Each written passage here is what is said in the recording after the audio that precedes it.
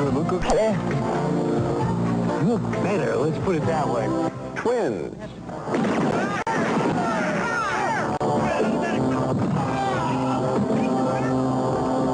The Terminator.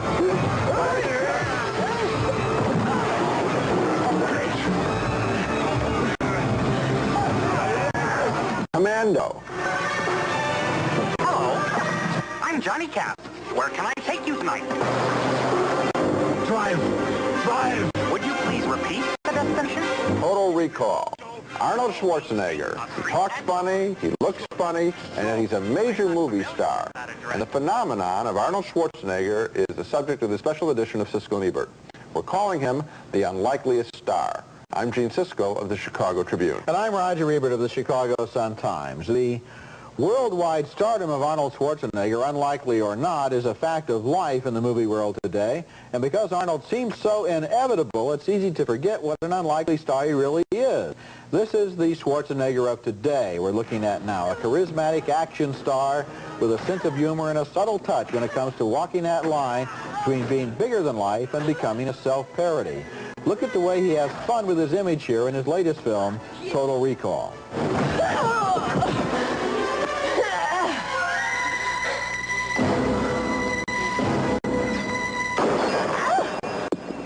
Doug.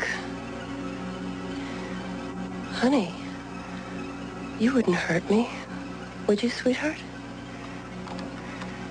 Sweetheart, be reasonable. After all, we're married.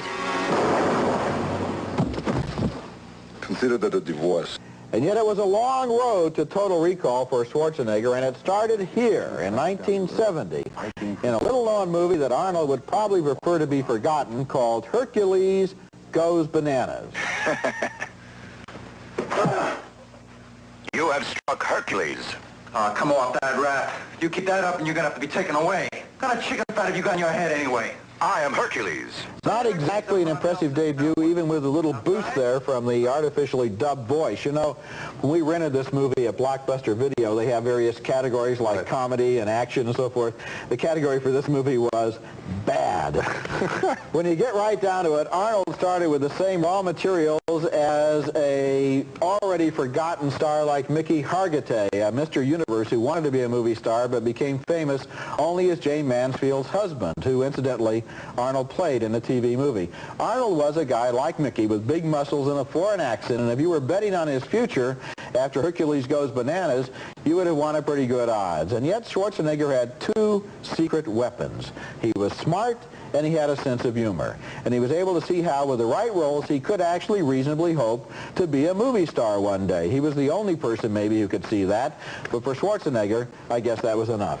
You know, the thing that struck me as you were talking about him, you interchangeably used Arnold and Schwarzenegger. You called him Arnold. Now, for a big star, you wouldn't say Sylvester, and you wouldn't say, going back to John Wayne, John, but yet you feel friendly toward this guy, and that fascinates me. There's something for a big guy that is non-threatening about him and friendly about him, and I think that's really significant. Now, in 1975, 5 years after Hercules Goes Bananas, Arnold Schwarzenegger had achieved cult celebrity as a 6-time Mr. Olympia, and so it was a wacky bit of casting to find him in a first-class feature film called Stay Hungry, starring Sally Field and directed by Bob Rafelson.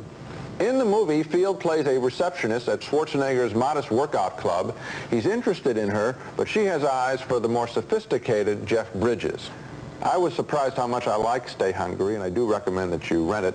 And my 1975 review did credit the offbeat casting of Schwarzenegger for part of the film's success. What I learned is that muscle-bound guys are people too, and that a guy who looked and talked like Arnold could have a brain too, could hurt and love too, was of genuine dramatic interest.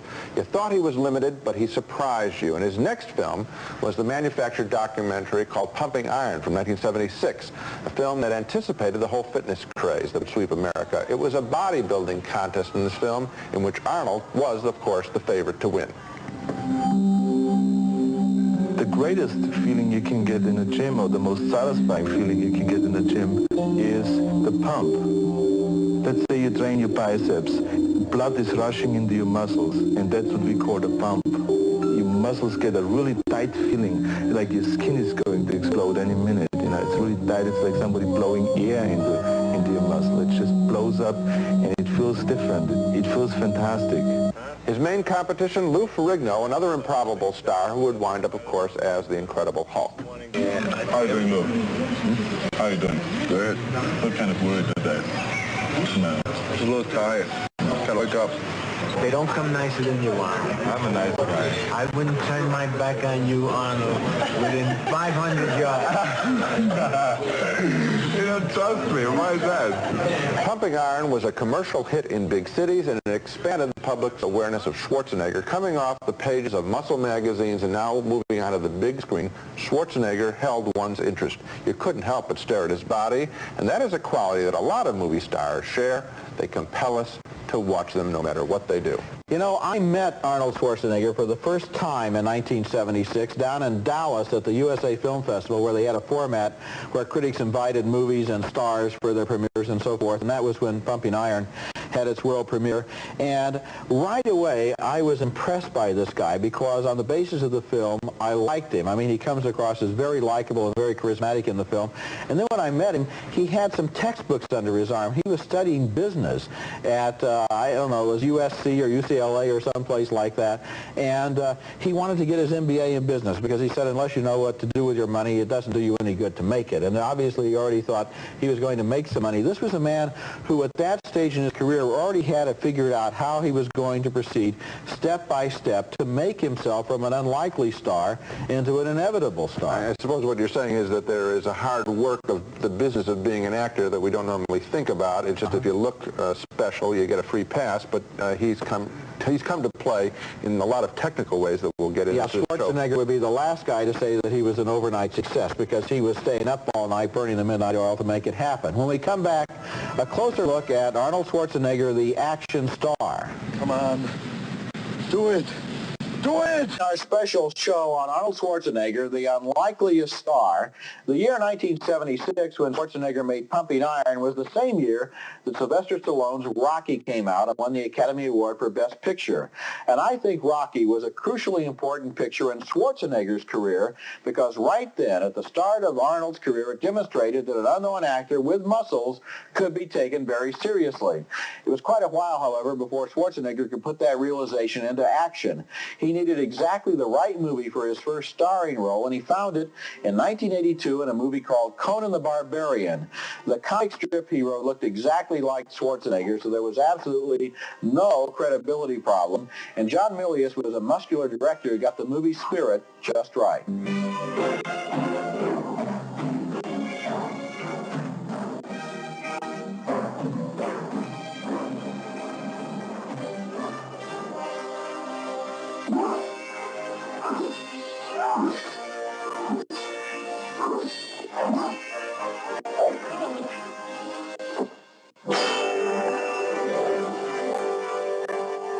I'm a friend of Sarah Connor. I was told that she's here. Could I see her, please? No, can't see her. She's making a statement. If Conan made Schwarzenegger a plausible movie star, a 1984 movie named The Terminator made him into a big movie star. He was a traveler from another dimension in time, but that didn't thrill audiences half as much as the way he put together action with one-liners. I'll be back.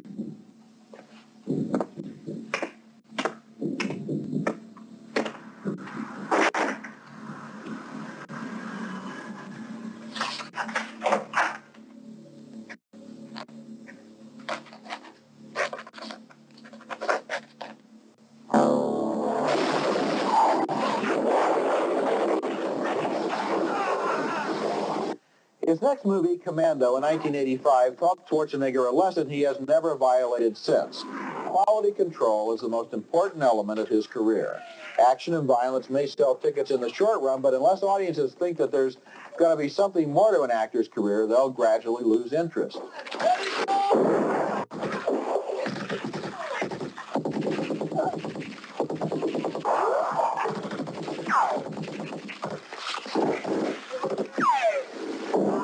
Schwarzenegger's next movie was Predator in 1987, and this was a movie that opened like Rambo and ended like Alien, with Arnold battling a creature from outer space that was chasing him around the range. Predator was a good movie, an exciting movie, and a smart movie. What the? This is her blood. What the hell did you do to him? Major, You better take a look at this. You find Hawkins?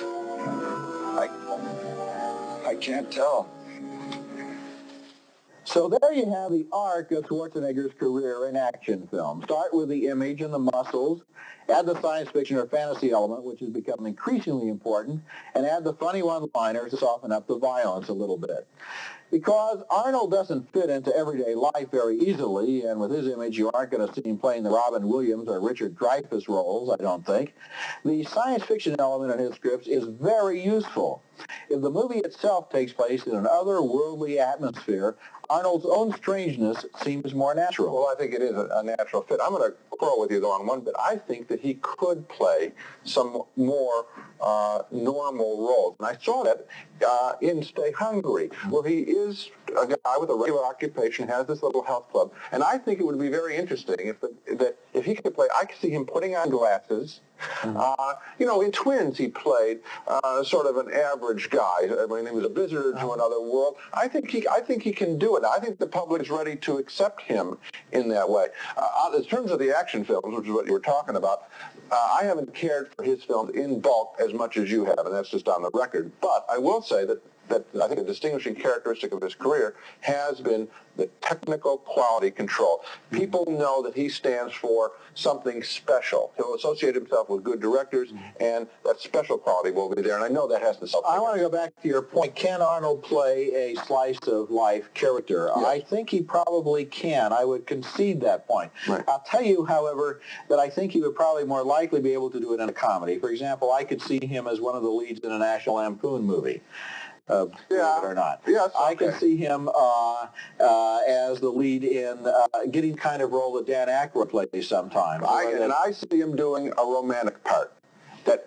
Just because he comes in this package, this big muscular package, doesn't mean that he can't love somebody, truly love somebody, and be vulnerable. Maybe what we're saying is that he's a pretty good actor, and so that if you're a good actor, you can kind of sell yourself. And his potential is a lot bigger than he's been playing so far. Coming up next, we'll look at one of those qualities that separates Schwarzenegger's movies from that of other action stars, and that is his sense of humor. Of Arnold Schwarzenegger, the unlikely star, it could be argued that it's a real risk to try to inject humor into an action picture. Jokes, even if they work, could stop the action cold and reduce the tension. But doing things the conventional way has never been Schwarzenegger's way. Here's a sample of his sense of humor from 4 of his recent movies, starting with Raw Deal in 1986. I'm sure a smart man like Mr. Rocco is always looking to upgrade. I'm the best there is.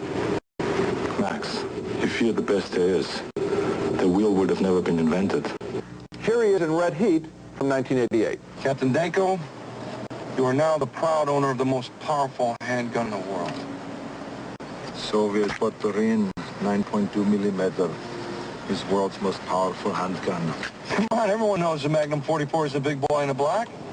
Why do you think Dirty Harry uses it? Who is Dirty Harry? Later that year, he made the hit comedy with Danny DeVito, Twins. Sorry, I tore your shirt, Vincent. I don't know what happened. Sorry. Julius. What? Are you allergic to something? No. Why are these bumps all over your body? And you're all swelled up. You look like you're ready to explode. Here, put this shirt on you. And here's a sample of the tongue-in-cheek approach that he takes in the new film, Total Recall. Howdy, stranger. You. I'm you. You're me. Great. He's not the funniest guy in the world, but because he typically makes intense R-rated action pictures, the jokes do take on the equivalent of pauses, of turning the page to a new chapter of oncoming violence. And maybe most important, they also, I think, build goodwill for Schwarzenegger. He comes across as a good-time guy, not a brutish thug. You know, you compare him, the obvious comparison is with Sylvester Stallone, and Stallone, for a lot of his pictures, the Rambo series and some of the thumb wrestling and all the arm wrestling and all that stuff, and the fighting seems cold, distant. You can't get up close to him. That's never true with Schwarzenegger. Only in some of, to be fair to Stallone, only in some of his pictures. I think Stallone has also used humor as a very earlier on, not when he started to get almost muscle bound. Well, the thing about Schwarzenegger is the humor disarms the audience. In other words, you're not looking at this object that is a Superman that is way up there on the screen and unapproachable. He often plays a average guy who is placed in a strange situation and who has the muscles but also has all of the fears and all of the tension-breaking one-liner tendencies of an ordinary person. And when we come back, the one element that Arnold Schwarzenegger seems to insist on in all of his recent films. Well, I haven't been in show business as long as you have, Killian. But I'm a quick learner. So I'm going to give the audience what I think they want. Unlikely stardom of Arnold Schwarzenegger. I mentioned earlier in the program that I think science fiction is an essential element of Arnold Schwarzenegger's films for the simple reason that Arnold himself seems a little otherworldly, and so he fits into the other worlds of science fiction. But maybe we could make that a slightly broader statement by expanding it to include the whole world of special effects. In movie after movie, Schwarzenegger's trademark has become the sleek, expensive, high-tech look of the world that his characters occupy. Now, this is a scene from early in the 1987 film The Running Man. Arnold's involved in a high-tech, futuristic game show. Go!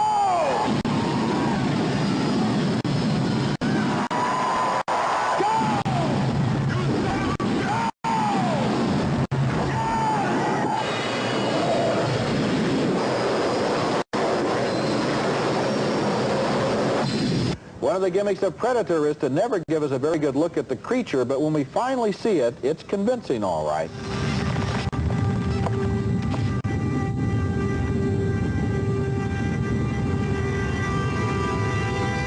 And look at this scene from Total Recall. Arnold has just landed on Mars, and one of the delights of the film is the effort it makes to create a Mars that is believable. It's a space colony crossed with a strip joint. The look of this film is one of the best things about Total Recall. What you been feeding this thing? Lost. I think it's still hungry. You got a lot of nerve showing your face around here, Hauser. Look who's talking. Hey, Tony, give the big guy a break. Relax. You live longer. Come on. Looking at those scenes again, I was reminded for some weird reason, and this is going to amaze you, of Bing Crosby. Yes, it does. Now, Bing Crosby sold more records than anybody. You see, it's full-service film criticism here. We cover the entire world of culture. I'm going to explain my theory. This is going to be a good one. Thank you. Bing Crosby sold more records than anybody else, even though he admitted that he didn't have much of a singing voice. But Bing said he had two secrets. He knew how to pick good material, and he always surrounded himself with the best bands and the best backup musicians. Now, there may be a parallel there somewhere. Of course, Arnold Schwarzenegger does have a genuine talent. He has a charisma on the screen that no major movie star has ever been without, but apart from that, he exercises consistent quality control, he picks material, and he surrounds himself with the best professionals. It's the Bing Crosby theory of Schwarzenegger's stardom. When you see Schwarzenegger in a movie, you may not see a deep and profound and thoughtful story, but you know you're going to see a movie where nobody cut any corners. The other thing I think that you see with the big stars, and I'll pick somebody like Steve McQueen, some of the big, more action-oriented stars, is the man and the boy. This has always been the fascination with big male movie stars, is that they have that boy inside the man and they play it both ways. They give you all sorts of approaches. Younger viewers can look up to the man. Women and men can respond to the boy in him, and Schwarzenegger has that too. Obviously, he is manly, but there is a kind of boyish humor with him that I think gives him that extra kick of stardom. You know, in looking at Total Recall, which I think is one of his most enjoyable movies, the crucial plot element that makes that movie work so well is the fact that the Schwarzenegger character never really knows what's really happening. I mean, the gimmick is that's right. He's been placed on Mars, but has he really been placed on Mars, or is it only an implant in his brain? Are these people real, or are they only his dreams? And so he has that kind of baffled, bewildered, I mean, he's fighting for his life, and at the same time he doesn't even know if his life or anything in his life is real. And that kind of vulnerability, they find a way to put that in every single one of Arnold's characters. There's always some area where he's not the omnipotent super, and that's very important. Yeah, the one thing, if I have a criticism, and we ought to be so effusive and positive remarks here, is they are hard R films. They are hard-rated R films, and I don't know that it's necessary. I think you could pull back a little bit on the violence. We both agree. A lot of people, I know people went to see Total Recall, they would tell me things like, gee, did it have to be that violent, or, you know, Foul mouth. my girlfriend didn't like that much violence, or... I didn't. Forget the girlfriend. I didn't, and I didn't like the foul mouth, and I think he can pull back. I don't think he needs it to sell tickets. That's it for this special show on Arnold Schwarzenegger. Next time, we'll be back with reviews of new summer movies, including RoboCop 2, starring Peter Weller and Nancy Allen, and Gremlins 2, it's a sequel summer, with Phoebe Cates and Zach Galligan. That's next week, and until then, the balcony is closed.